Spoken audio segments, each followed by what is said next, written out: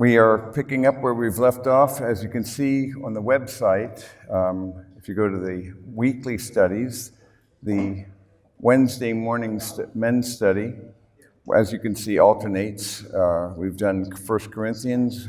We've been doing back and forth. Now we were doing Ruth chapter 3. We're going to be doing chapter 4 of Ruth now.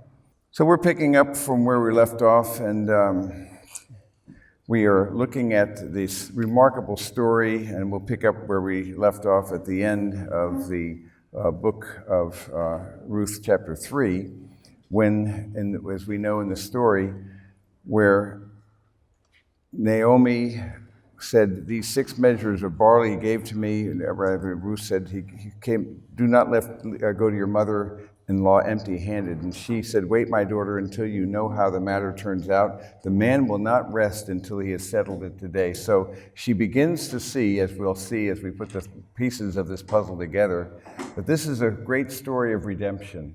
It's a story where a woman who comes back to Bethlehem, a woman of bitterness. She was Naomi, pleasant, but she says, "Don't call me pleasant. My name is Mara, bitter, because I have now, the Lord his hand has been against me. He's done all these things to me, has been harsh and hard with me."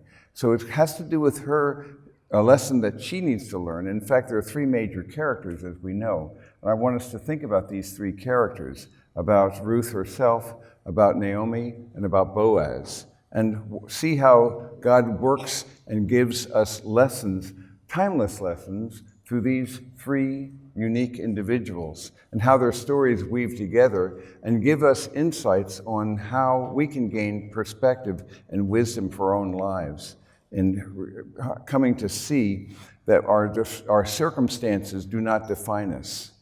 It's intriguing how little things, large things, can affect us in so many profound ways. Many people, it seems to me, can be kind of nibbled to death by ducks. You know, little tiny things can get you after a while, and you can lose your joy over small things. But there are the issues of life that having a sense of peace and poise and calm. When we think about 1 Thessalonians 5, what does it tell us to do? Rejoice always. Pray without ceasing. In everything give thanks. Now, last night I had a wonderful opportunity to try that one out with my computer, beginning when I installed a software update. You know, you're forced to do it because if you don't, you're going to get behind and eventually it's not going to work. Of course, when I installed this software update, though, things went wrong. And it began to crash and crash. I probably crashed about a dozen times last night. And this time in the morning, it continues to be doing so. I'll probably have to bring someone out here. So the question is now, can I rejoice always? Can I pray without ceasing? And the hard part is, in everything give thanks. Now, how can I give thanks for this? In what possible way can you give thanks for a thing that's an entire annoyance and actually sets you back? So the question is, and we've talked about this before, the hard thanksgiving. Because the hard thanksgiving is when you're thanking God for something that you do not want, that makes no sense from your point of view, and seems to be setting you back from something that would appear to be a good thing that you're called to be doing. And so you have to redefine your idea of what your best interests look like. And it always does come back to it, doesn't it? And with Naomi, it really was a struggle with her perspective of what her best interests look like.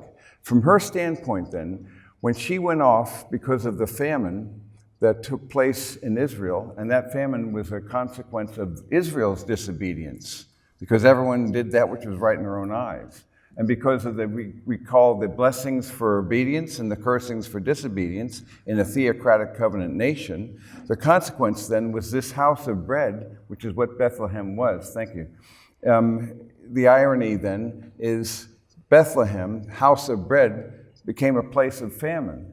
And so they had to go off to Moab and to find a place where there would be a relief from the famine.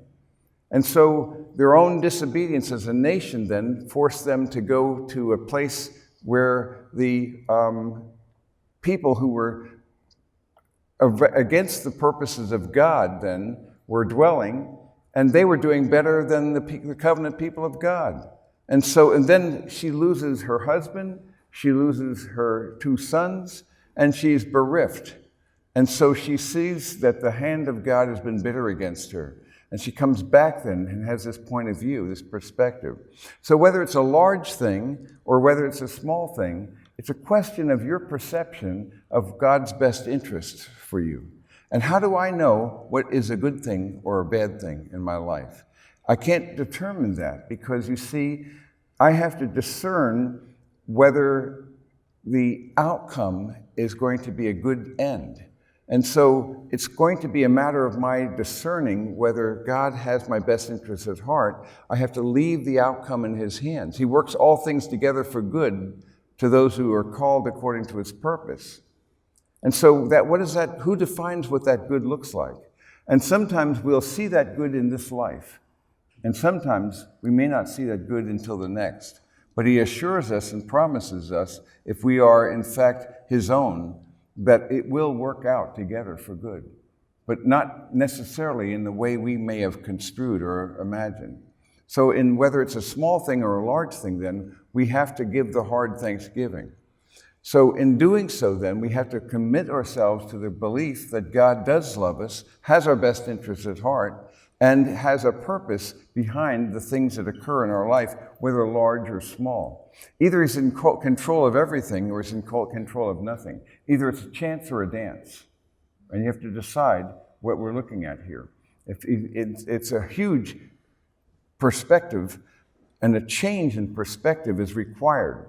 So I think of the hard thanksgiving then is to choose to believe that God knows what He's doing and He's even allowing this thing to happen in spite of my desires, contrary-wise. So in doing then, there's a kind of a death to my own ambition and desire, and a kind of a kenosis, an emptying of my own aspiration and my will, because I've discovered typically that what I want is very rarely what I need. Maybe you've noticed this, that almost never what you want is what you really need at the end of the day. This is why a typical process in going through life, a hero's quest or whatever, going through a character arc, the hero discovers that what he wanted was not what he needed, and often it's through adversity they discover what they truly needed. And so to submit, even in a small thing, and let loose of that and say, that's not what I now choose what you give me, and make that my want. You see, to want what He wants, to will what He wills, to love what He loves, to hate what He hates. This is a perspective that we must choose, whether in the large things or in the small things. So this book gives us a perspective, I think, about the large and the small. Boaz went up to the gates and sat down there, and behold, the close relative of whom Boaz spoke was passing by, because he was speaking about the fact that there is another closer relative. So a Goel, a kinsman redeemer, he had to be closely related, he had to be willing to redeem, and he had to be able to do so. But there was one who was closer in line, and so he had to follow that protocol and to see how the matter would turn out. He's not going to stop. So Boaz went up to the gate, and that's where they would actually transact business in any of these cities. It was at the gates of the city then that the elders would gather and business would be transacted. And behold, the close relative of whom Boaz spoke was passing by. So he said, "Turn aside, friend, sit down here." And he turned aside and sat down. And he took 10 men of the elders of the city and said, "Sit down here." So there's a formal arrangement that's about to be made. And this would not be an unusual thing for businesses to be transacted there. So a formal agreement is going to be made, and this has to do with the actual purchasing or acquiring land from a near relative. They said to the closest relative, "Naomi, who has come back from the land of Moab, has to sell the piece of land which belonged to our brother Elimelech." So I thought to inform you, saying, buy it before those who are sitting here and before the elders of my people. If you will redeem it, redeem it. But if not, tell me that I may know, for there is no one but you to redeem it, and I am after you. And he said, I will redeem it.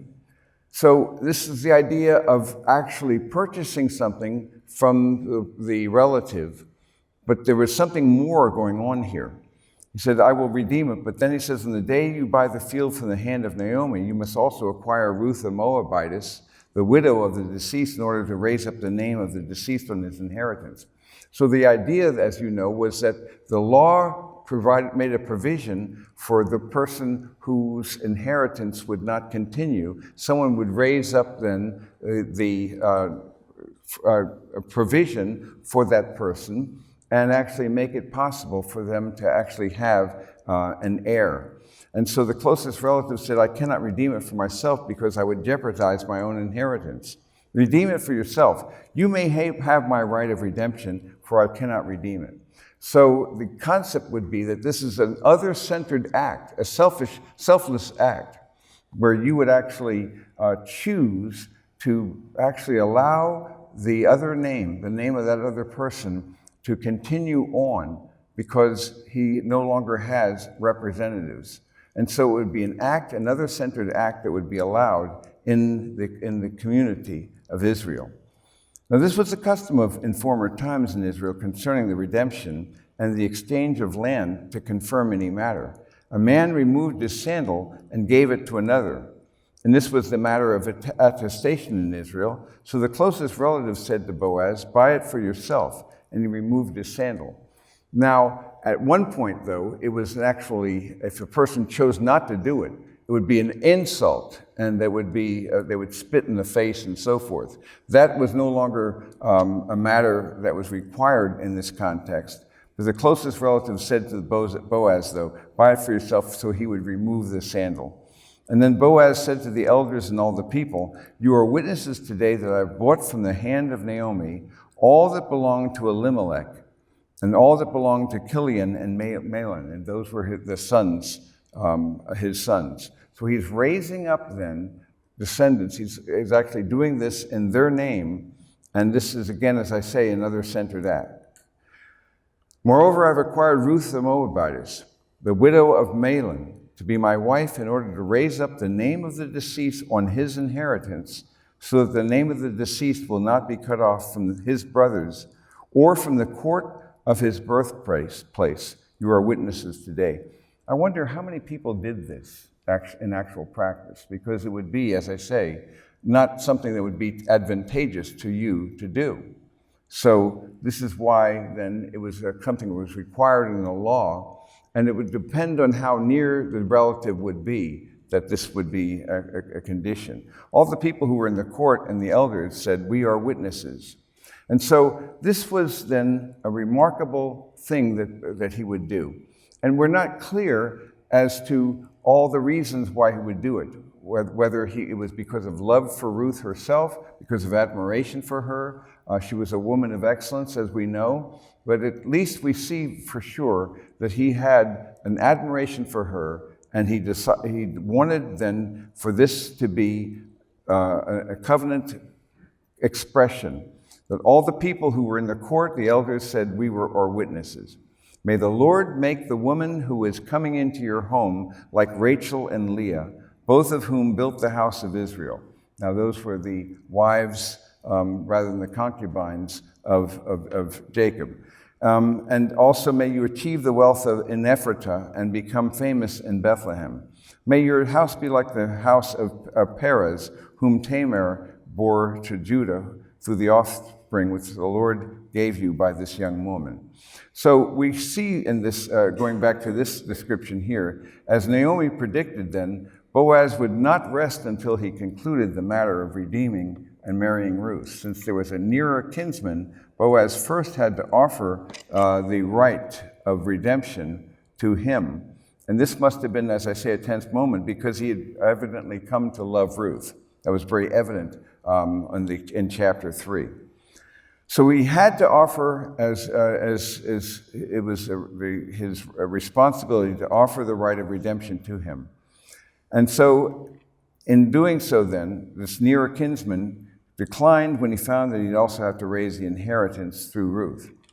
So he then formalizes his commitment to act as Ruth's kinsman redeemer before the elders of the city, and then they blessed him. And in this context then, there is this blessing that takes place, and this significant blessing then, Obed, the son of Ruth and Boaz, would become the grandfather of King David. And that's a very significant thing. Blessed is the Lord who has not left you without a redeemer today, and may his name become famous in Israel. So when we see this blessing that they gave, Boaz took Ruth, she became his wife, and he went into her, and the Lord enabled her to conceive. This is the second time it speaks directly of God's actual working in his people. So this specific act then, that God enables her to conceive. She gives birth to a son.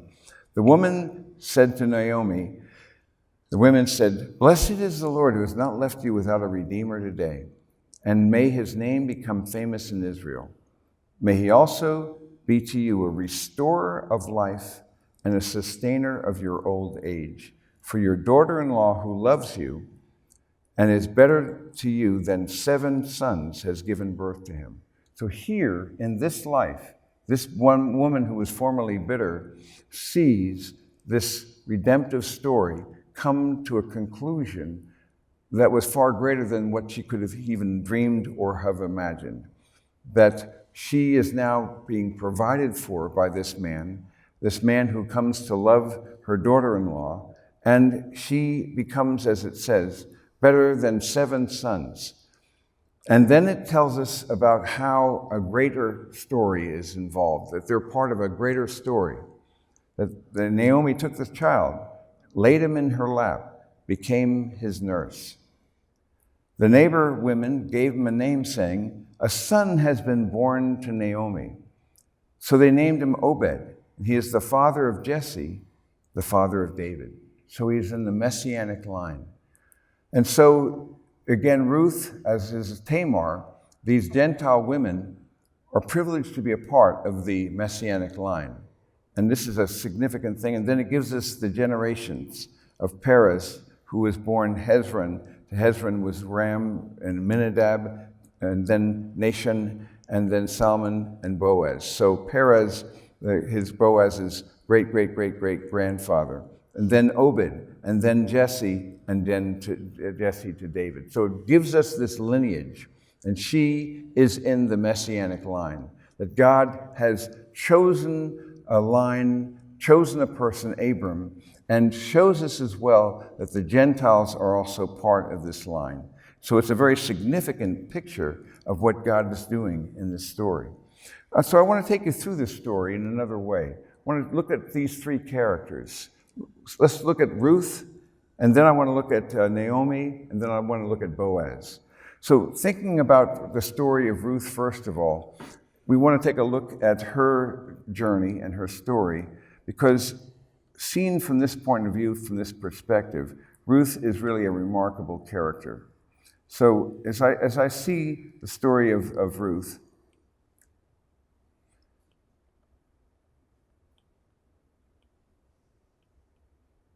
she is a woman then where I see, first of all, one thing about her is that there's no sin or error that's attributed to her.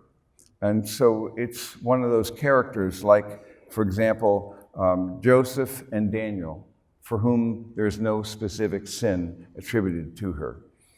She finds herself in painfully difficult circumstances that were beyond her control. Difficult, and then she turns to God, and she takes this predicament, and she turns something that was difficult into something of beauty. She turns that into a blessing to many generations. And though she's a foreigner, she is a Gentile, she becomes one of the mothers of Israel.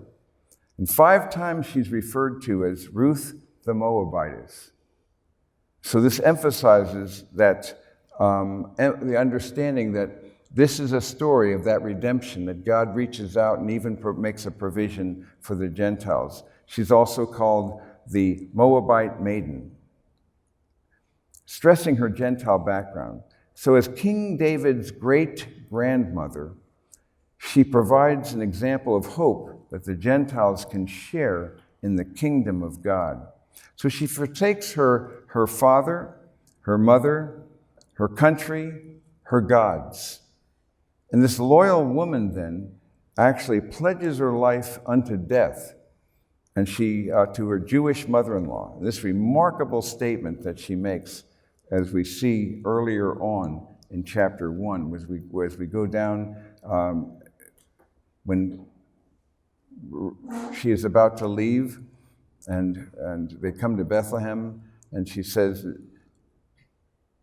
Ruth's loyalty here, they lifted their voices, and she says, Ruth said, "Do not urge me to leave you or turn back for you. Where you go, I will go. Where you lodge, I will lodge. Your people shall be my people, your God, my God. Where you die, I will die, and there I will be buried. Thus may the Lord do to me, and worse, if anything but death part to you and me." It's an incredible statement. Where did that come from? It's really, the text doesn't give us an understanding of how that remarkable insight was developed. She basically forsakes everything, and she carefully obeys her mother-in-law. She generously feeds her mother-in-law when she goes into the harvest field. She shares her life with her. She loves her.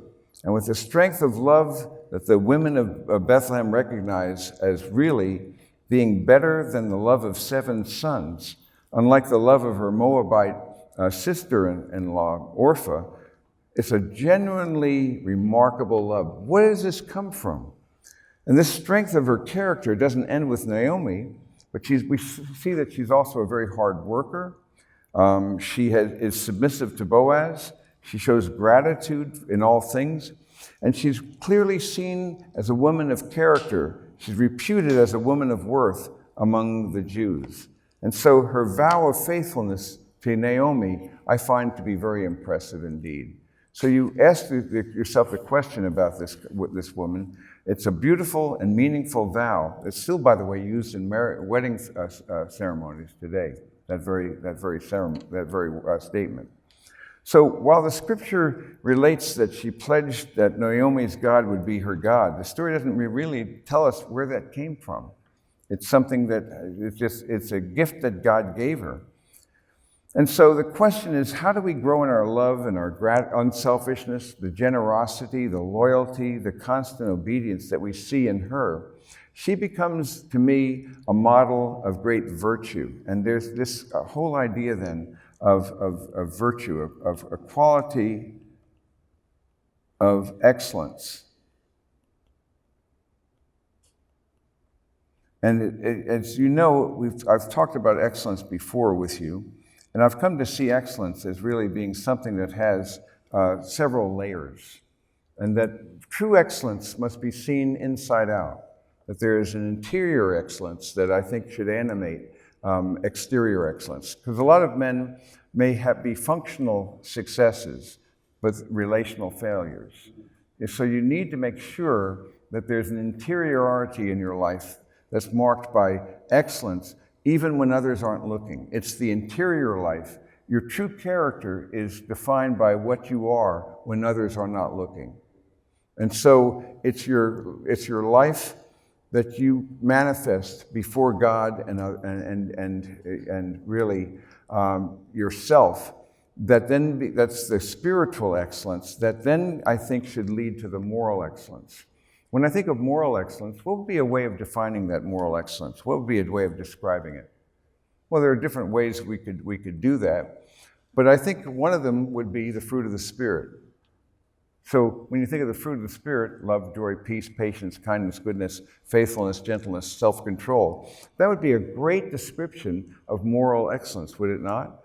As well, it seems to me that another quality of moral excellence could be found in 2 Peter chapter 1, because in 2 Peter you see a wonderful description in that first chapter of certain qualities of the expression of this new nature that we now have, where in your faith supply moral excellence, in your moral excellence knowledge, in your knowledge self-control, in your self-control perseverance, in your perseverance godliness, in your godliness brotherly kindness, and your brotherly kindness love. If these qualities are yours and are increasing, they render you neither useless nor unfruitful in the true knowledge of our Lord Jesus Christ. So this is a way in which we see that true excellence is to be expressed and seen in Christ-like qualities. And so moral excellence then is Christ-likeness. We recently had a meeting of the team, and the team meeting, we were trying to describe again, if we could describe Reflections Ministries in 5 words in terms of our mission, what would that be? It was kind of an interesting challenge just to kind of revisit. What would that be? And after about an hour, suddenly 5 words came to my mind. Know and become like Jesus. So it was knowing and becoming like Jesus, which is not a bad description of what we're about. Then I realized really a way of seeing that is the Word became flesh. So in a real way, the Word became flesh, and then you and I are also to be the Word became flesh as we come to know Him and become like Him. And so knowing Him, becoming like Him is the knowing and being, and then the doing flows out of that. So that the interior quality of your life then should be such that you live a life that demands an explanation, that there's a quality about your life. So that as Christ-likeness, as you become then an expression, a living epistle read of others, a fragrance of Christ, then what happens is that excellence of Christ-likeness affects relationships. And so it spreads out. So when you are walking by the Spirit, then that will actually suffuse itself and affect relationships. And it will therefore infect and empower you to be an other-centered person in relationships, so that you are a giver rather than a grabber, a minister rather than a manipulator. You're a person who's a servant, and rather than a person who has to be served. And so in that mindset then, this interior life then empowers the exterior life. And then in my view, that functional excellence is a natural expression of it. And then we've added an extra layer that we're going to be adding to this theme, and that's theoretical excellence, ideological, so that you're thinking well and how they all affect one another, inside out and outside in. At any rate, this concept of excellence then, in my mind, is a quality that we need to pursue, and she is, in my mind, a wonderful expression of love, unselfishness, generosity, loyalty, and obedience. And unlike the Old Testament, the New Testament doesn't promise reward in the temporal for our obedience. But nevertheless, the New Testament does promise that we can be assured of reward in eternity. Sometimes you will see the outcome here. Sometimes you will not see it in this life. But you're going to trust God for the outcome, because ultimately that's where it comes down to. So Ruth, in my mind, becomes a wonderful model that God is fair and just as He rewarded Ruth's obedience in this wonderful cameo of excellence, I think He's going to reward our obedience, if not now, certainly in eternity. But obedience is always something that is an expression of something that's worthwhile, something that's excellent, something that's worth pursuing. As for Naomi, I see other lessons for her. As a general rule for interpreting the Bible, we should speak of things the Bible speaks about and be silent on the things the Bible is silent about. The book of Ruth really doesn't tell us about the cause and nature of the triple deaths of this entire male household of Elimelech. We can only speculate.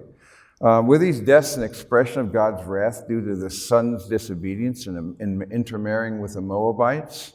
Because Deuteronomy 7 clearly forbids this. We can't say for certain. but there is a consequence to disobedience. But it's interesting to see how Naomi interprets this tragedy and in her own life. And so as an older widow in a foreign land, she sees no possibility for income. The prospects for a future are dismal. They're frightening. Her entire life is upset when she sees that loss. And so she's vulnerable. And then her daughters-in-law, she has now to take care of them. She says, what am I going to do? So she's willing to let the remaining part of her family go too, and she has no means to provide for Orpah or for Ruth. So how does she review her life and her relationship to God? The hand of the Lord, she says, has gone forth against me. And when she arrives in Jerusalem, she corrected the Jewish woman by saying, don't call me Naomi, call me Mara. The hand of the Lord has been bitter with me. The Lord has afflicted me. She felt that God was punishing her and has left her empty. So was she correct? Was there some sin in her life which the Lord was punishing her? We don't know the detail. But here's the thing. It's important not to concentrate so much on the why of suffering, but on the issue of what am I to do? What am I to learn from this situation? So the question's going to be, what am I to learn? How do I gain insight from this perspective? What perspective then can I gain from it? So when I think about this question then, I cannot know the judgments and the work of God. We've talked about this before when we looked at the various whys of the judgments of God. And then in the spiritual renewal cards, we've seen as well, when we've looked at those, that the various whys of pain surface. We've looked at them before. Remember the why of grumbling and the why of grief. The why of guidance is more helpful because it turns the question of why is this happening to me into the question of what is the Lord teaching me in this experience. So it transforms the why is it happening into the what do you want me to learn, which is a far more productive question. And so what we can say is that you may not know why it's happening, but you can learn to ask, what do you want me to learn? It invites God to change you. How can I glorify you in this situation? It's a far better question to ask than to ask the question of why it's happening. Because when that occurs then, I think we're moving in a far better direction. So with Naomi then, we have to deal with this issue of the why question. And the why is going to really be her relationship, her attitude toward God, and whether her view of God is going to be sufficient. It's going to have to change her own perspective on what God is doing. So it's a question then of understanding that God provided for Naomi a restorer of life and a sustainer of her old age. This she saw at the end of the story, that God is immeasurably good and infinitely good. He's this, in spite of our inability to see and beyond our present or past difficulties, Naomi, by the end of this story, would be able to testify to this fact. And she was privileged to be able to hold that grandson and to be able to see that God is good. Now, he was good, but her perception that he was good was changed by the circumstances. The question is whether you and I can view our circumstances and to see them in light of God's unchanging character, or whether we view God's character in light of our changing circumstances. It's always going to be that challenge that we're going to have. So there's a question for that. And then we have the third character that we have to deal with, and that is Boaz. So when we're thinking about Boaz, it's likely that he was conditioned in his Jewish culture to believe that the importance of carrying on the line of a deceased brother or relative was important. But it's one thing to give mental assent to a value. It's quite another thing to be willing to pay the price to do that, because there's a sacrifice that's involved in doing it. And again, we're not fully clear as to what motivated him to do it. It appears that he had a clear love and a respect for this woman, but at any rate, he chooses to act in a way of unselfishness, and so he's a man of commitment.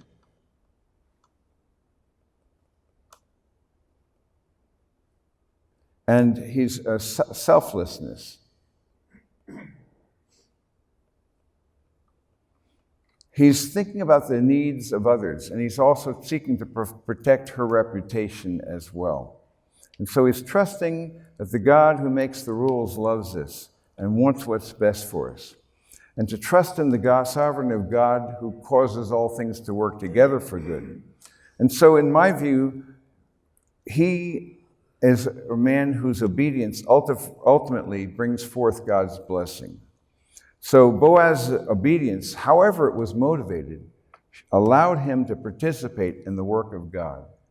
And he became part of the royal lineage of the King of Kings, even though he couldn't see how God would use his obedience through the generations. So what happens again is that there are unintended, unforeseen consequences that take place, that it all connects together and works in a way that we could never begin to imagine.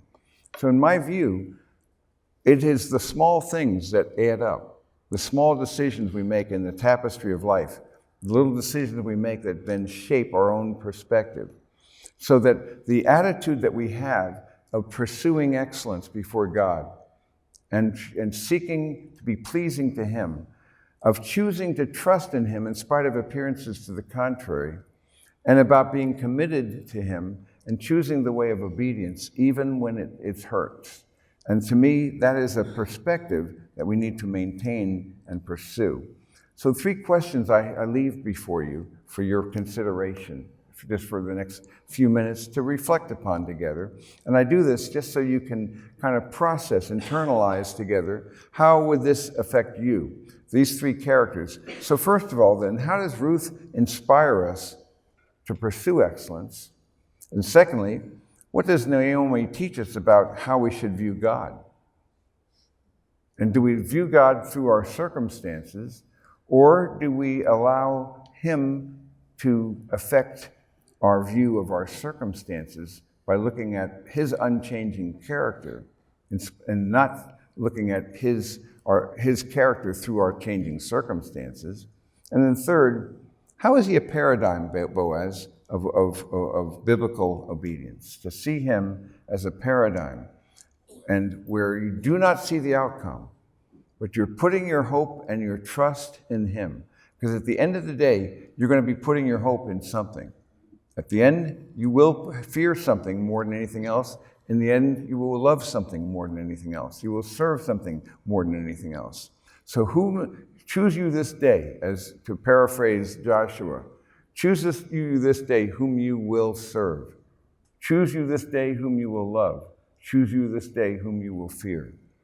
And at the end, if it's not the living God, it will be an idol. And that will be unworthy of your own pursuit. So we'll give you just a few minutes to reflect on that. I hope this was a helpful exercise for you in processing this. Did you have any insights that you wanted to share, a particular thing you wanted to emphasize or look back on? We were talking again about one of the things that came up in our discussion here was something that is very important, this whole idea of living with hope in times of grief. And we all encounter that, and we were looking as well about the whole idea of we have this Windows of Heaven video. If you haven't seen this Windows of Heaven, it would be a good thing for you to see, because we all experience times of grief and disappointment and pain and adversity. And then a number of texts that can give us a perspective on grief and biblical hope in times of loss. And these are some of the verses that we can have. Particularly 1 Thessalonians 4:13, we should not be ignorant about those who fall asleep, who have no hope for it. He talks about the fact that we don't grieve as those who have no hope. We grieve, but our grief is tainted by hope, you see. So it's a grief that is not without hope. And so this whole idea is that because we have the context in which we are living in this world, but we recognize that we are really made for another world, that we have a hope that sustains and will prevail. Even when we suffer the loss of our loved ones, we continue to go on because we have a purpose and a hope. And that's another thing that we were discussing as well, is the importance of not only the why of guidance, but also in our discussion that I had with my group there, the why of gratitude. I can't stress enough the need for you to make this a part of your daily experience is to ask the why have you been so good to me? If you don't make this a part of your regular mindset, you will be deficient. You have to ask yourself your question, what have I done that you have been so gracious to me? Because we usually come to life in the mindset of a deficiency modality rather than a sufficiency mindset. And you need to come to realize you have been lavished and graced with so many freedoms and opportunities that we virtually take it for granted, because that's the sadness, as we know before, that with the passing of time, how do I put it? Grace degenerates into entitlement. Given enough time, what you saw was grace now becomes your due. What have you done for me lately is our mindset. And you need to, I think, cultivate an astonishment at the graces of God, and to realize that life is such a gift and that God has got more for you than you could even begin to imagine. And with that mindset then, you have a sense of anticipation, a holy anticipation, that there's nothing in this present life that can compare with the glory to be revealed to us. And that's really what this narrative is about. I consider the sufferings of this present time are not even worth comparing with the glory to be revealed. That's the story in which you're embedded. You're embedded in that great architecture, that the acts are really there, the 4 acts, so that we're not just a fall and redemption mindset. So many times you hear the message and it's just these 2 acts, that you're a sinner and you need to be saved. But no, it's more than that. It's more cosmic in scope. It began well and it's going to end well. That you are in a great story, the greatest story ever told. And it really is a story of redemption, but it's also a story of rescue. It's a story in which there's the lover of your soul who woos you and pursues you and calls you. He's the romancer of your soul. That's why I've said before that Jesus is really the romancer. He is the one who pursues you and draws you and calls you to himself. In fact, I just added this new idea here. Knowing Jesus isn't a religion, it's a romance. He pursues, provides, and protects his beloved. He pursues, provides, and protects us. It's a romance. But it's more than a romance. It's going to end well. It's not a tragedy. What is it? It's a comedy. So guess what you're in? You're in a romantic comedy. That's the story, the greatest story ever told. It's a romantic comedy. Then nothing will defeat God's purposes. And if you have this mindset, neither death, nor life, nor angels, nor principalities, nor things present, nor things to come, nor angels, nor things present, anything, nor any other created thing can separate us from the love of God, which is in Christ Jesus our Lord. Nothing can do that, and you were meant for something far more. In fact, I go back to something I was writing here at the end. I said, what will the illuminative consciousness of the resurrected body be like in the cosmos of the new order of creation, the new physics, without the curses of death, the world, the flesh, the demonic, now itself resurrected as a manifest display of the new doxological, what does that mean?